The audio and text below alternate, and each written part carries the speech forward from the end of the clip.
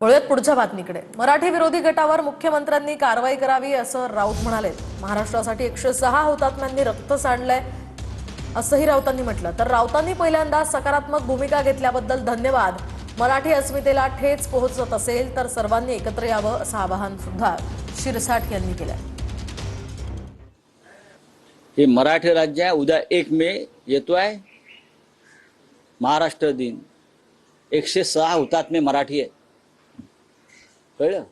106 हुतात्मे मराठी आहेत ज्यांनी रक्त सांडलंय या महाराष्ट्रासाठी। अशा वेळेला मराठीच्या मुद्द्यावर जर 2 गट पडत असेल तर मराठी विरोधी जो गट आहे त्यांच्यावरती मुख्यमंत्र्यांनी कारवाई केली पाहिजे। संजय राऊतने मला वाटतं ही पॉझिटिव्ह भूमिका पहिल्यांदा घेतली, त्याबद्दल त्यांचे धन्यवाद। मराठीचा मुद्दा हा सर्वांसाठी महत्त्वाचा आहे।